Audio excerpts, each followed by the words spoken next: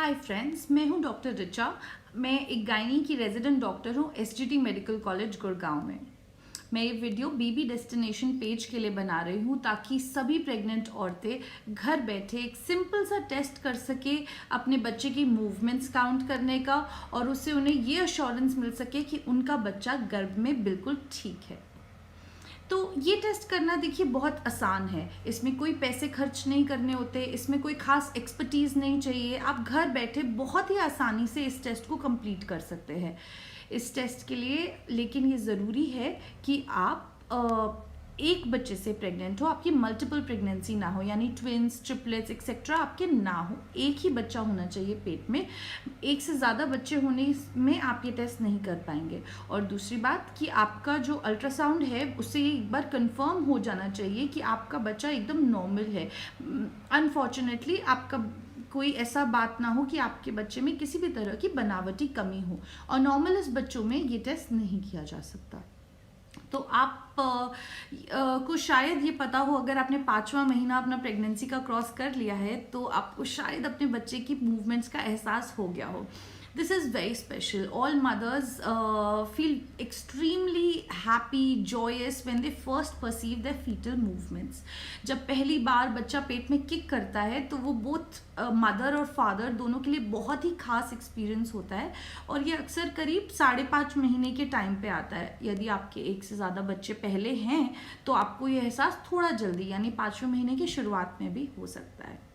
अब इसके बाद आपका बच्चा जैसे जैसे पेट में पानी बढ़ने लगता है, बच्चे का साइज़ बड़ा होने लगता है, आपका पेट बड़ा होने लगता है, तो उसकी मूवमेंट्स भी बढ़ने लगती हैं और आपको उसका एहसास भी बढ़ने लगता है। तो ये टेस्ट आप घर पे कब कर सकते हैं? आप ये टेस्ट अपने घर पे प्रेफरेबली 8वें और 9वें महीने ऑफ योर प्रेगनेंसी में कीजिए। जब आप 8वां और 9वें महीने में होती हो उस वक्त देखिए प्रेगनेंसी थोड़ी सी रिस्की भी ज़्यादा होती है। उसमें कई सारे एक्सीडेंट्स होने का डर होता है, जैसे अब्रप्शन हुआ या कॉर्ड कंप्रेशन हुआ। इनमें ये सब चीज़ें हम रूल आउट कर सकते हैं यदि आप ये टेस्ट घर पे हर रोज़ करना शुरू कर दे तो। इस टेस्ट में आपको करना क्या होता है? पहली बात तो ये समझिए कि आपका बच्चा भी आपकी ही तरह जागता और सोता है, एक्टिविटी करता है और फिर रेस्ट करता है। तो यूजुअली जब वो अपनी एक्टिविटीज़ और मूवमेंट्स करके थक जाता है तो वो अपनी नींद लेता है, जो कि अक्सर 20 मिनट से करीब 75 मिनट्स के बीच रहती है। तो ऑन एन एवरेज एक बच्चा करीब 23 मिनट सोता होता है। तो जब वो अच्छे से थक जाता है तो वो 23 मिनट सो सकता है। कभी कभी वो आपके पेट में 75 मिनट्स तक की भी नींद ले सकता है। तो हमेशा पैनिक नहीं करना है। यदि आप किसी एक पीरियड पे या कुछ 15-20 मिनट अगर आप बैठे और आप अपने बेबी की मूवमेंट्स फील नहीं कर पा रहे, सो उसमें घबराने की कोई बात नहीं है। हो सकता है आपका बच्चा सो रहा है, जो कि उसकी ग्रोथ के लिए बहुत अच्छी चीज़ है, ठीक है। तो आपका बच्चा ये भी बात आपको पता होनी चाहिए कि रात को अक्सर बच्चे ज़्यादा मूवमेंट करते हैं कंपेयर टू दिन में। शैतान तो होते ही है ना, तो दिन में वो अक्सर सोते ज़्यादा है और रात में वो एक्टिविटीज़ ज़्यादा करते हैं। तो मैं आपको पहले बताना चाहूँगी कि आपको सोना किस तरीके से चाहिए।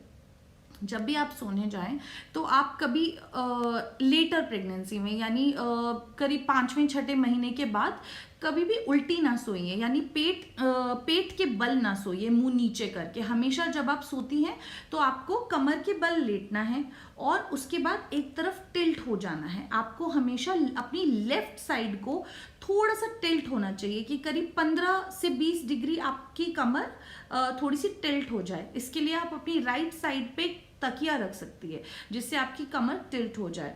अगर कई सारी शॉपिंग वेबसाइट्स जैसे अमेजोन, फ्लिपकार्ट पे आप जाएंगी तो वहाँ पे मैटरनिटी पिलोज भी आते हैं जो आप बहुत कंफर्टेबली अपनी कमर के पीछे लगा सकती है और दोनों पैरों के बीच में भी लगा सकती है, जिससे कि आप ज़्यादा कंफर्टेबली सो पाएंगी। ये बेस्ट पोजीशन है इस टेस्ट को करने के लिए कि आप लेट जाएं और 15 डिग्री टर्न कर जाएं, अपने लेफ्ट साइड को थोड़ा टिल्ट कर जाएं, दोनों पैरों के बीच में कोई सपोर्ट या तकिया रख लें और फिर अपने पेट पे हाथ रख के इस टेस्ट की शुरुआत करें, ठीक है। आप वैसे ये टेस्ट सोफे पे बैठ के या कुर्सी पे बैठ के भी कर सकते हैं, पर ज़्यादा कंफर्टेबल और ज़्यादा अच्छा एहसास आपको इस पोजीशन में हो पाएगा। जब आप ये करने बैठें उससे पहले आप कुछ खा लें। अगर आप कुछ खा लेते हैं तो ऐसा देखा गया है कि माँ को ऐसा एहसास होता है कि उसके बाद वो अपनी फीटल मूवमेंट्स बेटर परसीव कर पाती हैं। तो कुछ खा लेना बेहतर चॉइस रहेगा। अब आपको समय नोट करना है और 2 घंटे का वक्त निकाल के इस पोजीशन में लेट जाना है। लेट के आप इस बच्चे की मूवमेंट्स की गिनती शुरू करेंगी। अक्सर और आपको गिनती केवल करनी है 10 तक। जब आपका बच्चा 10 बार मूवमेंट कर दे, हल्की या तेज फर्क नहीं पड़ता, मूवमेंट उसने की, आपको एहसास हुई, और जब 10 बार ये मूवमेंट्स खत्म हो जाएं तो आप इस टेस्ट को छोड़ सकती हैं। आपको पूरे 2 घंटे तक लेटने की जरूरत नहीं पड़ेगी। यूजुअली देखा गया है कि औरतें ये टेस्ट 40 मिनट के पीरियड में खत्म कर लेती हैं। सो विद इन 40 मिनट्स आपका बच्चा मोस्टली 10 बार घूम जाएगा और ये टेस्ट आपका वहीं खत्म हो जाएगा। लेकिन किसी कारण से अगर आपका बच्चा सो रहा है और आज शैतान ने बहुत शरारतें कर ली है पेट में और वो थोड़ा लंबा सो गया है, तो इसीलिए हम आपको 2 घंटे का वक्त देते हैं जिसमें आपको ये 10 मूवमेंट्स की गिनती करनी है। यदि 2 घंटे बीत जाते हैं और फिर भी आपका बच्चा मूव नहीं करता है तो उस वक्त आपको अस्पताल आना पड़ेगा। ठीक है, ये टेस्ट हम आपको इसीलिए इस वीडियो के जरिए घर बैठे करने को बता रहे हैं ताकि आपके हॉस्पिटल विजिट्स कम हो जाएं। हम सब चाहते हैं कि इस लॉकडाउन पीरियड में कोरोना वायरस के फैलने की प्रॉब्लम के कारण हम सब चाहते हैं कि आप ज़्यादा से ज़्यादा घर रुके और अस्पताल के विजिट्स कम हो। सिर्फ इसलिए नहीं कि अभी डॉक्टर्स बहुत बिजी हैं और ऑक्यूपाइड हैं कोरोना से डील करने के लिए, बट इसलिए भी ताकि आप कोरोना वायरस के इन्फेक्शन से बचे रहें। अस्पताल जाने में कोरोना वायरस से इन्फेक्शन का रिस्क थोड़ा बढ़ जाएगा, स्पेशली एक प्रेग्नेंट औरत के लिए। तो आप अस्पताल कम आए, उसमें आपका भला रहेगा। लेकिन 2 घंटे तक अगर आपका बच्चा मूव नहीं करता इस टेस्ट को ढंग से करने के बावजूद, तो आप अस्पताल ज़रूर आएँ। ऐसे बहुत घबराने की ज़रूरत नहीं है, क्योंकि देखा गया है कि अगर 10 में से जो औरतें आती है, करीब 9 औरतों को जब हम अस्पताल आने के बाद दूसरी मशीन से टेस्ट करते हैं, अपने स्टेथोस्कोप से टेस्ट करते हैं, या डॉपलर से, या फिर अल्ट्रासाउंड से। एक स्पेशल मशीन भी होती है हमारे पास, कार्डियोटोकोग्राफ, जिसमें हम एनएसटी निकालते हैं, आपका नॉन स्ट्रेस टेस्ट।